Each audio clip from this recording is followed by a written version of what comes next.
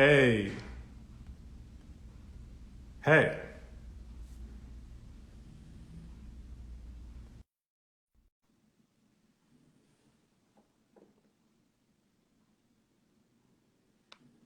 How you doing, Keith? Yes, I can see you. I can hear you perfectly fine. Thank you for having me. Of course. How's everything? I mean, I'm well for a plague and a depression and a race war. How are you? I'm good. I'm maintaining. I'm trying to, I guess stay as excited and optimistic as one can be given all of the things that you just mentioned. Right. No, So, I hear you. yeah, so we'll see. I'm very excited that you are joining me today. I've wanted to talk to you for a very long time, and you know that my book here, I was You going to say Next. I wanted you to be a congratulations. part of it, but that wasn't an opportunity. So I wanted to make sure that I got you in, at least in this iteration No, I of the appreciate it. I project. was I was dealing with my own book Yes. headaches. So yes, I don't recommend launching a book in a plague, but we make the most of it. Hey, I don't recommend that either, but I think that you know what? Your cover is beautiful, by the way. Thank you. The feedback has been very positive. Everybody that's joining, I am the author of You Next, a photographic exploration of the ways in which Black barbershops serve their communities through the lens of identity and wellness. I'm joined with uh, not once, but two times New York bestselling author Michael Arceneaux. No, no, no, just once, but that's Oh, enough. The second oh, book is just sell once? the second book is selling, so we're fine. But thank you. Yeah. Okay, well, that's Yeah, good. just once. I mean, it ain't that rare to be making anyway. So either way, we're grateful. But yes, thank you for having me. Okay. So I wanted to talk to you a little bit about just your relationship to the barbershop, because I know that it's come up a lot in your writings. So, why do you think that the barbershop comes up so often in your work? I mean, I write for Black people, so it comes up in my work by virtue of, I'm Black. So it's an experience that I go through because I at least want to keep a line. I'm not a Republican. And because oftentimes when people have these conversations about masculinity, homophobia, whatnot, it usually goes through certain channels, and like it would one of them would be like the barbershop. And obviously, like I wrote about it in the context for me and I Can't Date Jesus, in that I think so often the black male narratives are about the barbershop as a pet place of like solace, and where they go like to have we talk about political conversations, they go to church and politics. So it's like in one way I respect the tradition of the barbershop, but at the same time in a lot of ways I think that there's a lack of queer voice, black queer perspective in a lot of these conversations. That was my way of trying to say this space wasn't always that for me, but to also kind of write about it in a way that, like, yeah, I mean, I had to deal with homophobia, but more than anything, like, people just kept fucking up my line. So Yeah, it was something that was just like true to me, and just true to the fact that like I write for Black people. We all have like shared experiences, but we kind of vary in how we experience them. So that's what it was for me. And plus, I just honestly have had really ridiculous relationships with barbers that have followed me everywhere yeah, in my life. So I just kind of couldn't help but talk about it either yeah. way. So you detail in the first book, I think, I Can't Date Jesus, about finding the right barber, that journey. Um, Yeah. why do you think that it's been or that it was such a difficult journey? So okay, so I just want to be like, this is the thing. So I know for some people it's like, like being in the right environment, having all these things. For me, it was really like, can you not fuck up my hair? And so it started with like, and I write about how like my dad's homeboy used to cut my hair. Yeah. He would come over, or we go to his house, and but my dad be fighting people, so that changed. And then I went to somebody else who cut older and just kind of had me looking like, I don't know, a member of Shalimar sometimes because I just have curly hair.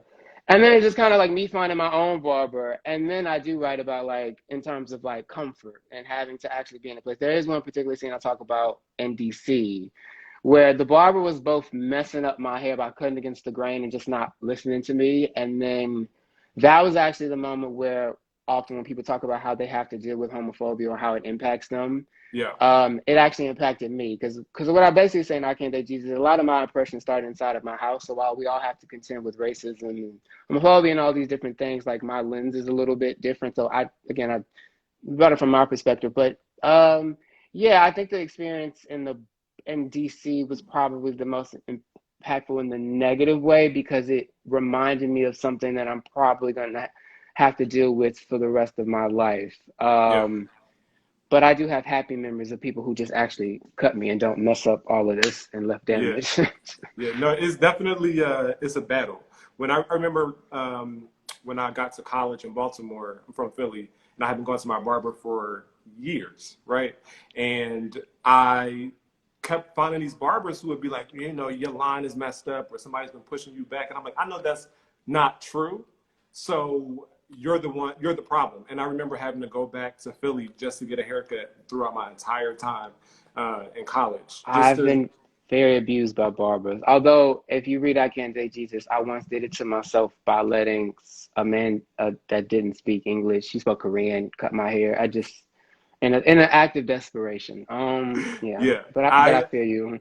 People have I was taken going me to way ask you about back. that, what the worst cut was, because I know that that was tough. I think okay, so that was the worst because I literally look like Mickey Mouse at like 25. The blog is gone, so the pictures are not there.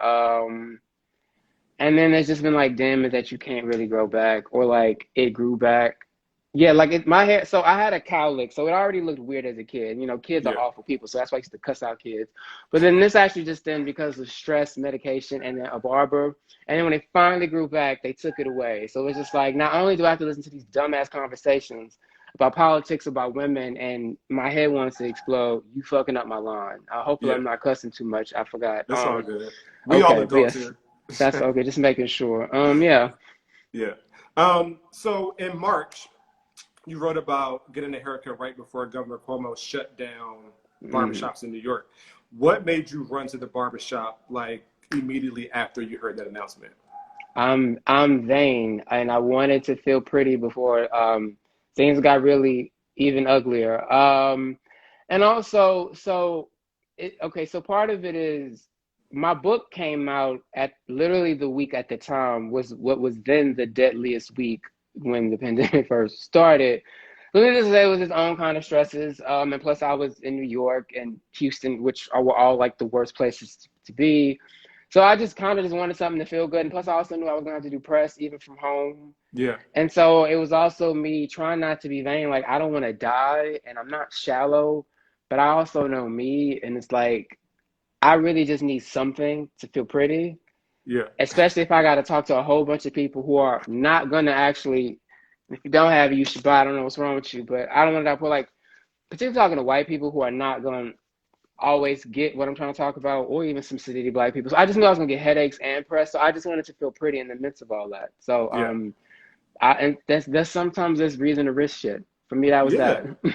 Hey, listen, we Because I also all got are like guilty of being. an illegal cut, underground cut too. Yeah, I Just to mean, we're all guilty of being a little vain sometimes. Like, don't feel bad. So, are you going back to the? Have the barbershops opened back up in New York? How are you maintaining your cut now? So I tend to sometimes either be a victim of dumb luck. So my barber, he's an interesting person. He should be his own show. He got sick of paying rent and the booth, Okay. and so he got a van. He started cutting out of a van, and at first I was like, "What is this? Can you just come over? Like I'll get my own chair."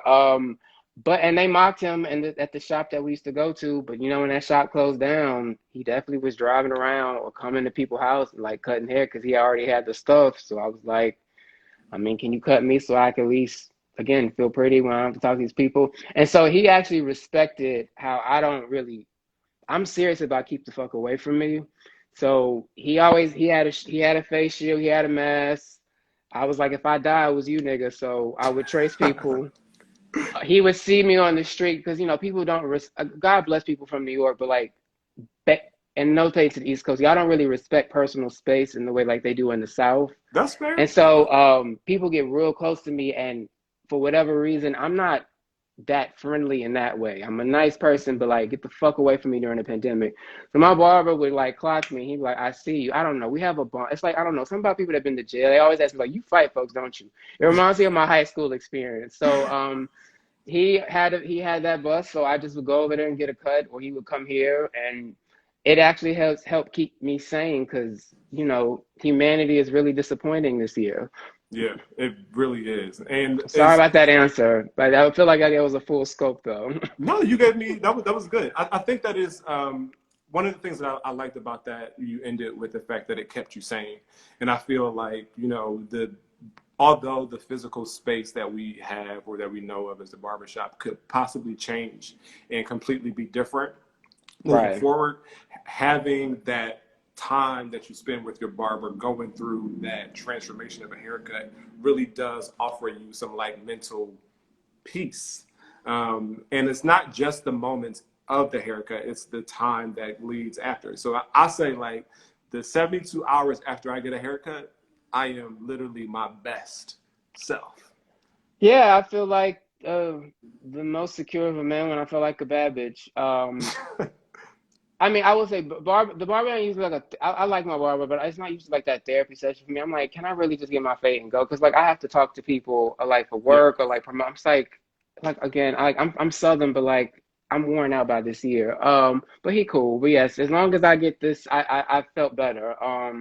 Because it helps me from like cussing out people for not wearing a mask. Trying to right, get too close to me. right.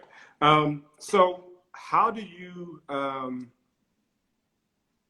I guess my next question for you is how do you kind of explain the contradiction of loving the barbershop and just having that experience and not always feeling home in the barbershop? And how do you, I guess, describe that to people? Yeah, so this is the part where, again, like for me, a lot of my oppression, if you read my books and stuff, started within my like home. So I think for me at least, learning you can already see the complications or flaws in people and experiences, and then like if you can see like whatever reward you can get out of them. I mean, it's parents and familial stuff, but I think the same thing. Like I can see like the flaws in certain people and certain experiences and kind of like see beyond it. Like I'll say for my barber, like he not homophobic, so he cool.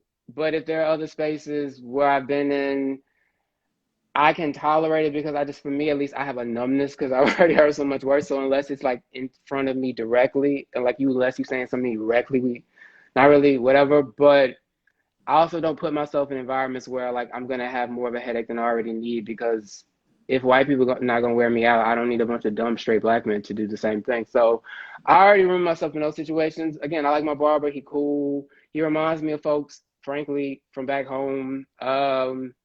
Yeah, I will say that he reminds me of home in a way that most of the people I interact with as a writer do not, because my background is different, if that Yeah, makes sense. That's just kind of what it is. So I can even see in the flaws in that. Not necessarily flaws, just like the differences. So yeah, it's familiar, but I can, again, I would never put myself in somewhere that I felt like was too hostile to me. Like I don't yeah. have to spend my do that. Can you see me? Sorry. Yes, you're back. Yeah, that's it. So it's like, yeah, but like I learned that from having to like, love flawed people in my life, from my Yeah, parents to people around me, to. yeah. Um, if anybody is just joining, I am Antonio Johnson. I'm the author of UNEX Reflections in Black Barbershops. I'm joined by Michael Arceneaux, Sorry. who is the author of I Can't Date Jesus and I Don't Want to All Die right. Poor. I hope I'm not This, straying from the theme. I just come from a long line of reasons why people go to therapy.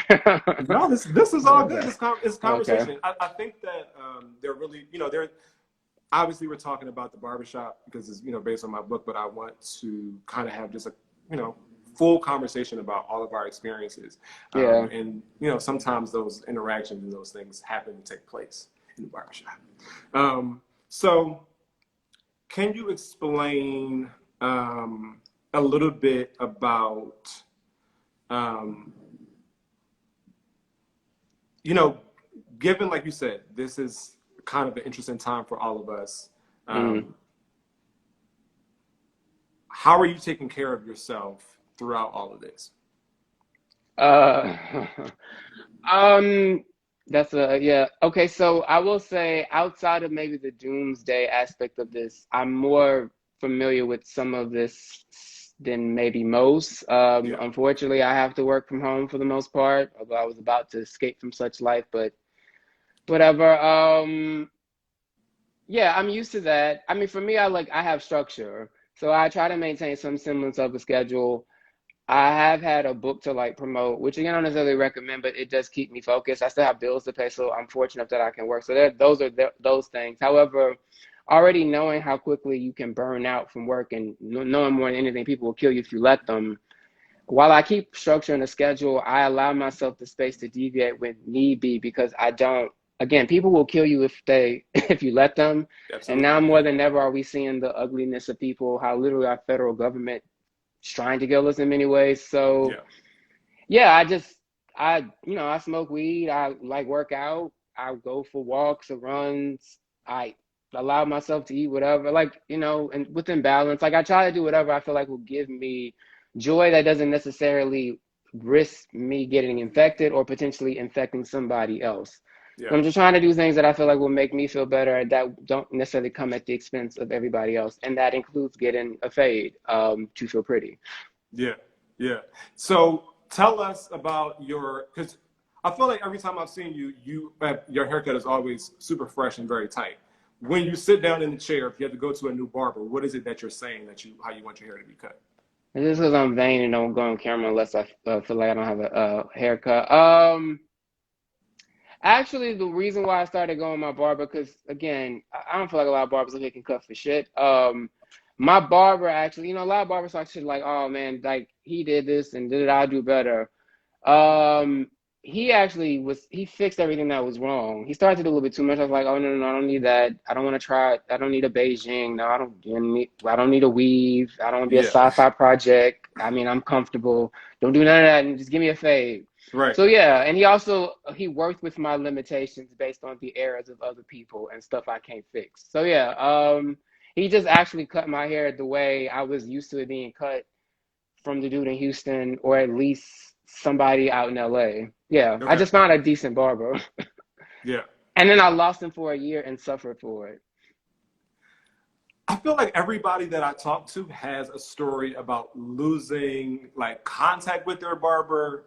Like Yeah. something happens. And he know, cause he a nigga, like he be talking so much, or he'll like have a baby mama drama come out. I'm like, dude, you better come cut my hair, like. And then he's like, you gonna come back anyway. So it's like sort of an emotionally abusive relationship, but like I do appreciate the line. So So it's a yeah, little toxic. it's a little toxic because niggas. Yeah. Okay. So given that, so I guess I was going to ask you the last time you were in the shop, but it sounds like literally as soon as that announcement came in March, you have not set foot into Yeah. a shop, but your barber has a He van. He's left the enterprising. shop. He left the shop earlier in the year, so kind of it's not that it was this year. I've been in an actual shop. Like I actually still been in. Like I was in an actual barber shop in LA in February. In LA, I got a cut. Who was Yeah. supposed to be probably going to be my new barber. I had planned to move to LA in the summer before the plague began. So I was testing out who I had hoped to be my new barber. I actually really liked that cut, and I don't usually give people from Dallas a compliment, so that was a really big deal for me. So, if the plague subsides a little bit and I can move to LA, he will be my new barber. But yeah, I just got sad all over again thinking about that. I really Oh, like that don't get cut. sad. That was a good ass cut too. I do not compliment people from Dallas, so I meant that shit. Yeah. I feel like there's this barber that I know who's in Dallas named Smash, who's from Dallas. He's great. So Mm. whenever you go back. Yes, I actually think that's what I'm talking about. Yeah. Yeah, he's really good. Um, so what if you could I know you kind of just like go just for a haircut and you're like thinking not only but mostly about how good you can cut. If you could dream up the most healthy barbershop, is there anything that or not the most healthy, but the ideal barbershop? Is there anything that you would add? Is there anything that you would take away? I forgot what it was called, but it was actually a really nice black-owned barbershop, like around 116th and Lenox, between 5th and Lenox. I liked the idea of the shop because it clearly did like other like things, like man, like all that. I guess I don't want to sound insulting. It was cool, but I had just moved here, something like that, but maybe like a little less, it felt a little stuffy, but the idea of it was like, like an actual nice barbershop. And then Was it more of like a salon or like what was it like? I think it kind of, I mean, it looked like a barber shop, but like that more expensive, I guess, like the interior of a salon, but it looked like well, I'm country, a Sadiddy barber shop, but it was Okay. nice. I don't know if the best way to say a Sadiddy barber shop. I'm Yeah. sorry, I'm country. No, it's all good. We Yeah, say Sadiddy and that Philly. that actually works. It's a Yeah. Sadiddy barber shop. It was nice though. A little stuffy, a little ahead of its time maybe, because that, and actually not ahead because that price point ain't gonna work in this economy. But yeah. Right. That part. I was thinking, so while I was traveling everywhere, I was getting like haircuts, and like DC I got a cut for like $20 and it was great. And then when I was in LA, like my haircut was almost $75. And I was thinking to myself, I don't that's a know where little you went for steep. $75, but you know what? They will charge you $75.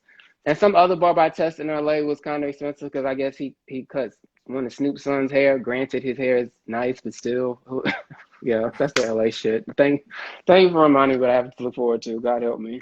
Uh, Yeah, but you know what, like you said, it's not sustainable. So I mean, it's a depression whether or not the children on Instagram want to admit it or not. Good luck to us all.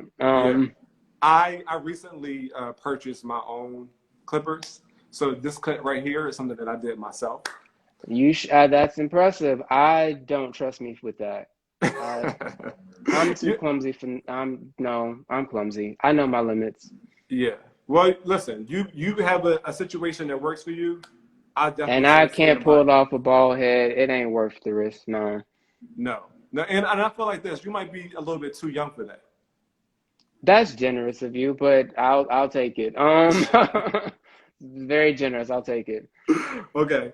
Um, so let's talk a little bit about what you're currently working on. I know that you're still promoting your book. Are you working on another one? What's Yeah, my, um, I need to sell another book. Well, I don't need to. You should still buy I Don't Want It Out Poor because it came out in April. So we're still working on that. I work. How can I put? You know what? The thing is, I'm very excited about a lot of things that are happening, but honestly, right now, work is kind of not the last thing that I'm thinking about. But I really am kind of just processing the weight of everything happening like around me rather than me personally. But that said, as far as the TV stuff goes, it's all very exciting, but that world moves also very slow. But I like that people believe that both books can be something. So we'll say a prayer for that. I am working on another book idea. It's just I'm allowing myself the space to just like not. I work really usually fast by virtue of like I have no choice, and that's just been the model of the bot, like the way the market works and the ecosystem, and just having bills. But yeah, this summer, like while I've been really really busy and working on a lot of different stuff, I've also taken a lot of breaks to just kind of do like what the fuck. And so, yeah, I'm working on my book. I'm working on another book. I'm excited about it, although it'll be darker to match where we are. But I yeah, don't know. There are some really great things happening for me, but at the same time, everything is on pause. A lot of things are uncertain, and so I'm really just kind of more worried about us yeah, than me. But that said, I am working, so yeah. yeah. And That's good. I have my weekly column at Level, so I should mention that. And quickly, just for Hmm. everybody, they aren't aware. You sold "I Can't Date Jesus" to be like a TV series. I Can Date Jesus has been optioned by 20th Century Fox through That's huge. Gerard Carmichael and Lee Daniels. There is TV interest in some other stuff, which is nice. That is all really really exciting because I think I would actually be really great in TV if given the opportunity. However, you know, I had a whole idea of what I thought the rest of this year was gonna look like, and then shit happened in March. So I just take every day as is, and Yeah, so I'm grateful that people really, are interested. Yes. that's good. That's good. Okay. Um, I want to play a little bit of a game with you because I know that you are a big TV fan. You watch a lot of Mm-hmm. reality TV. Mm-hmm. So I have like a little rapid fire game Okay. I want to play. Okay. So the first thing that comes to your mind when I say Giselle Bryant and fashion? That laugh, tacky. You know, Okay. Are you team Denise Richards or Denise. everybody else? I'm Team Denise. They're definitely bullying her, right? Yes, and it's not working. And it's also rooted in a little bit of homophobia.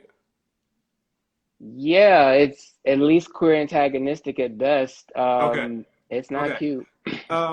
Would you rather work at P Valley or the Players Club? Pussy P Valley. Okay. Um, what's the best thing that you bought with your advance?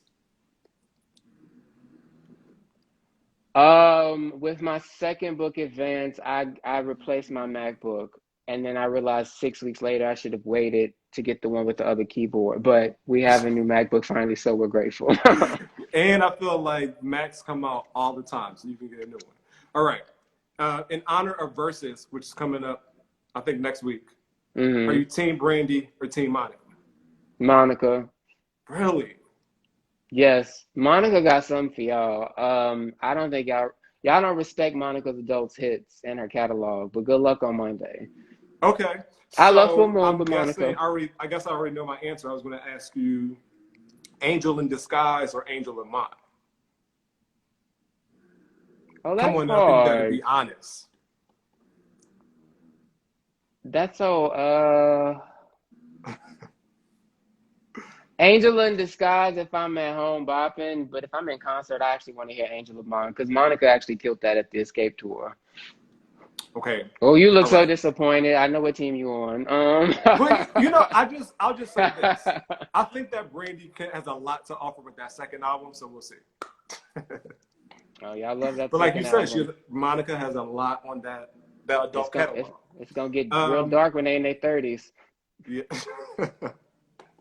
Scenario: you have a date tonight, and you're already running late. Your barber has somebody in a chair, and he's taking a little bit too long. But that first chair is open, and you know about that first chair. If it's open, you might not want to sit in it. Do you risk being even more late and wait for your No, barber, or do you take a shot and just go in that chair? I'm too old for that type of mistake. So just no, it's all right. You take that L and go to the date. I like that. I like that. All right, so I've been hurt too let's many times. say that again. I've been hurt too many times. It's not worth it. All right. Well, luckily that doesn't have to happen anymore. I'm so glad that you joined me for this. I hope it was fun for you. It definitely was fun for me. It I'm very was excited to fun. finally get to chat with you. Um, your book, tell us a little bit more about it, where we can get it, because it's out right now. My second book is called I Don't Want to Die Poor. It's about real economic anxiety. I write about the ways in which private student loan debt has impacted every facet of my life, but I think it gives a real accounting of how people are grappling with debt, both on a like financial level and like an emotional level. So if you haven't read it, or if you just want to hear about experiences that might be a little bit foreign to you, you should check it out. But thank you for having me. I really, really appreciate it. Yeah, I'm glad that This you're was here. fun. And everybody, if you're joining, my book is Your Next Reflections in Black Barbershops, photographic exploration of the ways Black barbershops serve their communities through identity and wellness. 250 pictures, 12 essays from all over the country. Michael, I'm going to send you a copy so you can have it. Thank you with that. I'm gonna buy it though, because I believe I'm not a cheap writer. I will buy it. But I really Okay. appreciate the cover and I appreciate you having me. Thank you again. Okay. All right, y'all. Y'all have a good one, and I'll see y'all next week on the lineup. Appreciate it. Bye.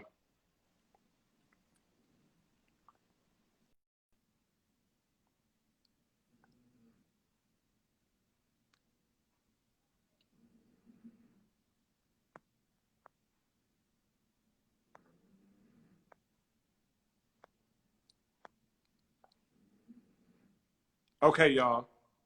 Thank y'all for joining me on another episode of The Lineup. I had Michael Arceneaux join me to talk a little bit about his relationship to the barbershop, but also talk about his new book, which is out right now, called I Don't Want to Die Poor. I have fun talking to him. I learned a little bit about his relationship to the barbershop and some of the things that he likes. Apparently, he's a huge Monica fan. So thank y'all for joining me. Again, please go out to buy You Next Reflections in Black Barbershops. It is available right now for pre-sale. You can check the link in my bio, or you can get it wherever books are sold starting September 1st, which I'm so excited about. I'm like, I feel so blessed. I'm so happy that this opportunity is finally happening. I can't wait for you all to have your own copy.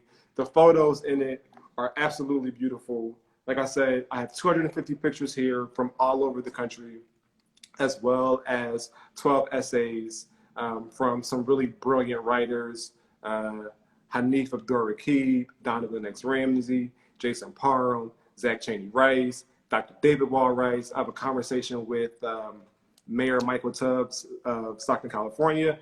I think that you'll really love it. Even if you do not go to the barbershop, if you know somebody who has gone to the barbershop, this book kind of encapsulates all of those experiences, and it takes you right back. I would like to just share a little bit of the blurbs and reviews that the book has already gotten. So Jamel Shabazz, who is an incredible documentarian and documentary photographer, he's known for capturing New York at a time right before the crack era. And his photos are just like a capsule in time of how brilliant and how beautiful we are as Black people. And he said this: one of the most comprehensive documentary photography books focusing entirely on African-American barbershops I have ever seen. The stunning black and white images, along with his writings, make this a must-have keepsake. Antonio Johnson is to be saluted for creating such an important historic record for future generations. And that's by Jamel Shabazz, somebody who I really look up to. I'm so thankful that he was able to offer those sentiments. And again, one of the things that I think is really interesting about the timing of this book is that I had no idea that we were going to be in the state of the world that we're in. You know, barbershops could possibly be completely different moving forward. But this is a record of what they were and the people who were in them. And I am just so blessed and so honored to have created this body of work. And you can have it for yourself September 1st, once it goes on sale nationwide, all over the world. If you're in Brazil, you can get it. If you're in Canada, you can get it. The book is available, but it's also available for pre-sale right now. You can check the link in my bio to get it. Bookshop, Barnes & Noble, Amazon, Walmart. It's even at Target, y'all. So you can get it wherever you go to buy your books. I want to share another blurb, if that's all right. Kimberly Drew, who's a curator, who is a friend of mine, who also created, who has a book of her own called This Is What I Know About Art, but also the co-editor of Black Futures, which will be out in December. I have an essay there. Some of the photos from You Next is there. She says that this is a much needed addition to writing and documentation of Black barbershop culture. As a documentary photographer, writer, and researcher, Johnson's unwavering love for Black people and Black culture shines through.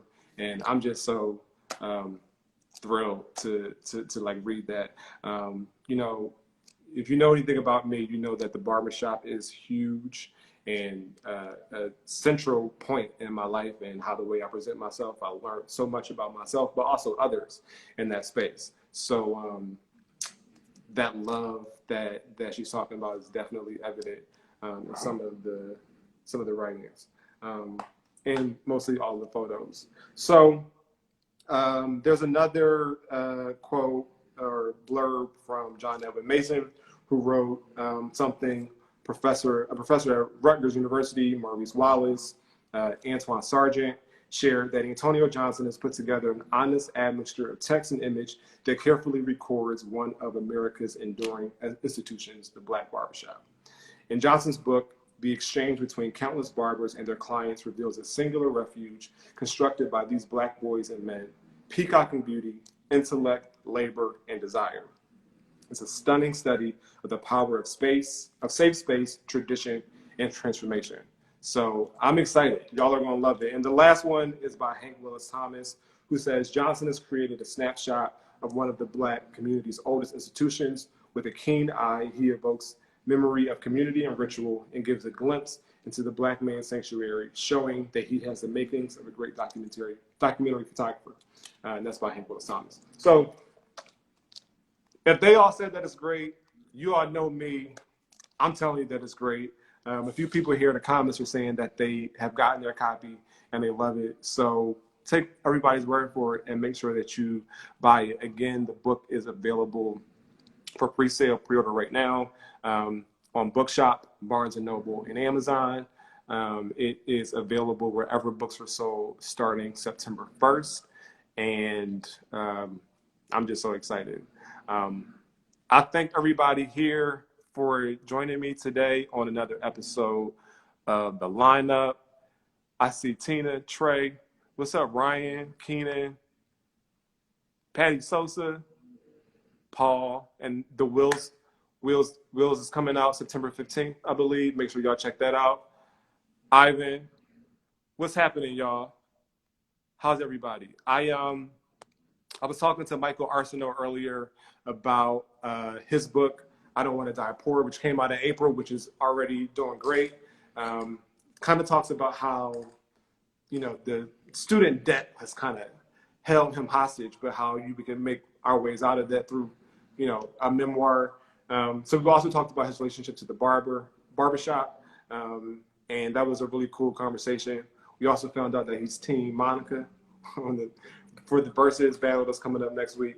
And I got a chance to talk a little bit about, you next. This is why I'm doing these series. So each week, I'm going to be talking to a new person about their relationship to a barbershop, whether they are an artist, whether they're a writer, whether they are just, an influencer, somebody who we all know and love. Just talking about their relationship to the barbershop, how special they feel that the space is, and kind of like what they have going on. So tune in every Thursday for another episode. What's up, Derek? Hey, y'all. This episode is going to go up on my IGTV and also on YouTube as soon as I'm done. But while you're at it, while this is, uploading, make sure that you check out last week's episode that I did with Dr. David Wall Rice, who's a professor of psychology at Morehouse College. He talked with me a lot about identity orchestration and how special the barbershop is, and how crucial that is to how we create the identity and the performance of identity that we all call our personality. So it's a really great conversation. He has an essay in the book called Beloved, which is about the relationship that he had with his barber, who unfortunately passed away. So it's just very touching. And I hope that you all will check it out. Also, I have to point it out because I've seen it a few times in the comments. This poster right here is a poster that I created with the help of visual artist Kendrick Day. It was the one of the rewards for my Kickstarter. In 2018, I launched a Kickstarter and raised a significant amount of money to get this whole project started. And as a way of thanking people for their financial contribution, I gave them this poster. It is a take on Spike Lee's She's Gotta Have It poster that was released in Japan back in the 80s. So it's just a few shots of guys after their haircuts in a few different cities. Oakland, Chicago, Atlanta, Detroit is in there, all over really. And so I just love it. Hey Tina, good question. The release of the poster is not just for the Kickstarter. There are a few copies that are remaining on my website. You can buy it today if you want. And because I want to support the U.S. Postal Service, I will mail it to you tomorrow. So you can get it on my website, Antonio-Johnson.com is where you can buy the poster, and you can check out the link in my bio. You can also just do an easy Google search for Bookshop, Barnes & Noble, or Amazon of You Next Reflections in Black Barbershops to get your very own copy of the book, which is coming out September 1st. I feel like I can say that all day.